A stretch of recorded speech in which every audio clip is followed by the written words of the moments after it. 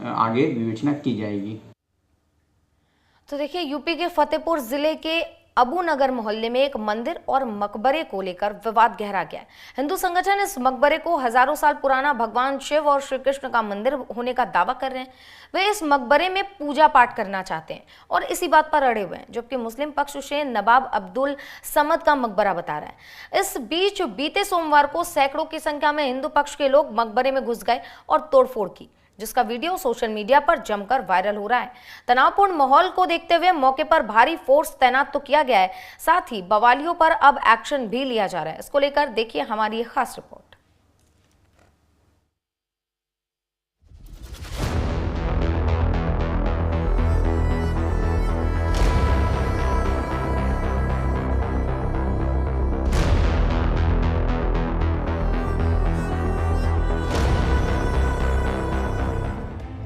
तारीख 11 अगस्त 2025, जगह यूपी का फतेहपुर, जहां सुबह करीब 9 बजे जबरदस्त हंगामा हुआ।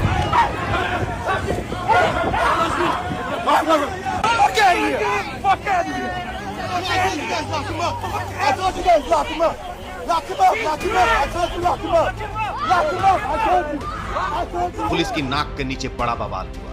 मकबरे पर चढ़कर भगवा झंडा लहरा दिया गया।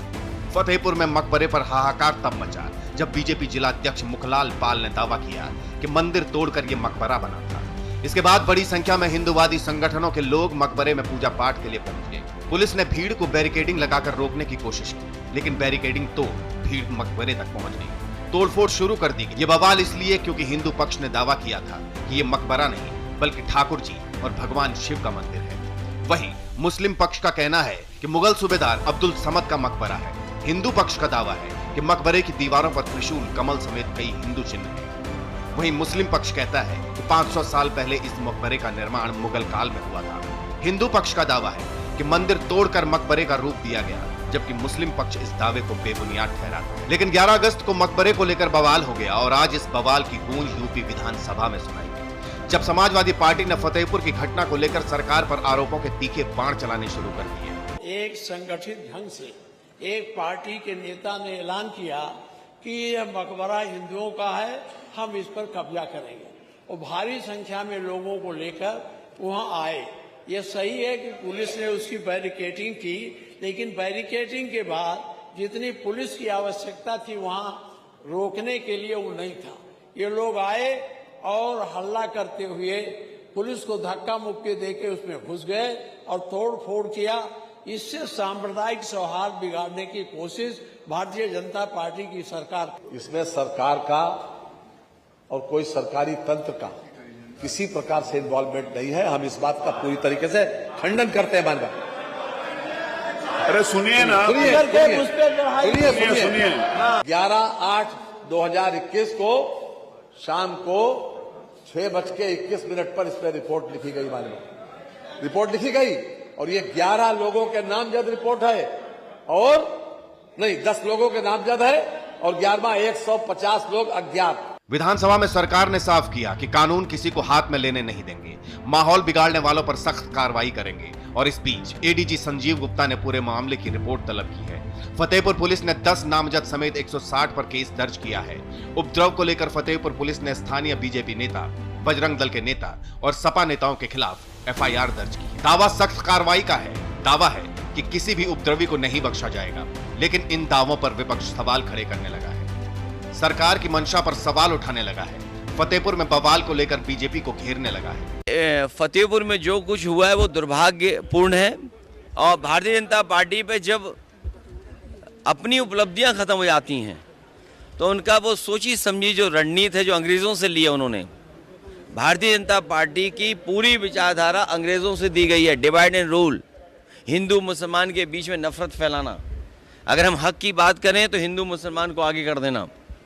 ये जिस तरह का काम हुआ है फतेहपुर में, सरकार को उन दोषी लोगों के खिलाफ कार्रवाई करनी चाहिए। ये तो एक हेटरेट का माहौल पूरे देश में बीजेपी ने जो बनाया है, और ख़ास तौर से उत्तर प्रदेश में तो उनको खुली छूट दी गई है कि जो कोई भी मुसलमानों से रिलेटेड हिस्टोरिकल, कल्चरल, रिलीजियस जगह होगी उस पर आप किसी भी किस्म से आप उस पर हमला कर सकते, कानून को अपने हाथ में ले सकते। और उत्तर प्रदेश की सरकार आंखें बंद कर लेगी, कानें बंद कर लेगी। पुलिस की मौजूदगी में जाकर खबरों को तोड़ा जा रहा है। अखिलेश यादव के साथ ही मुस्लिमों की रहनुमाई का दावा करने वाले AIMIM अध्यक्ष असदुद्दीन ओवैसी भी सरकार पर सियासी बाण चलाने लगे और सियासी गलियारे का तापमान तब और चढ़ गया जब फतेहपुर के बीजेपी जिला अध्यक्ष मुखलाल पाल का एक वीडियो वायरल हुआ, जिसमें वो फतेहपुर के SP को धमकाते हुए सुने गए। SP साहब, आपने कहा था ना कि 7 बजे हम बैठक करेंगे, कहा था कि नहीं कहा था? बताइए। ये मुलायम सिंह की सरकार नहीं है कि आप गोली चलवा दोगे, और आपकी हिम्मत है तो आज गोली चलवा कर देखिएगा।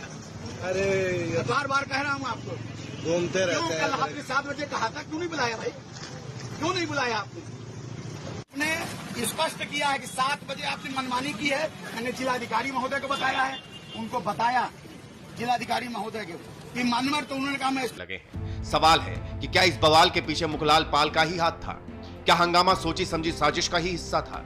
इन सवालों का जवाब बीजेपी जिलाध्यक्ष को देना होगा। हालांकि सवालों के बीच यूपी सरकार दावा कर रही है कि दोषी कोई भी हो, बख्शा नहीं जाएगा।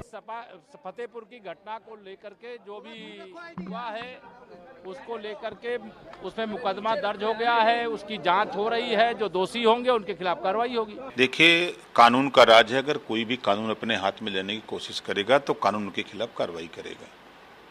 किसी को छूट नहीं है कि आप किसी भी जाति धर्म के खिलाफ कोई उपद्रव करें, किसी को किसी तरह का कष्ट पहुंचावें। ऐसा सरकार की भी मंशा नहीं, संविधान भी इस बात की इजाजत नहीं देता। सरकार कार्रवाई का दावा कर रही है, मकबरे पर चढ़कर हंगामा करने वालों पर सख्त एक्शन की बात कर रही है, लेकिन सवाल है कि पुलिस की मौजूदगी में बवाल कैसे हो गया? बवालियों पर पहले ही कार्रवाई का कोड़ा क्यों नहीं चला? Bureau report, news India.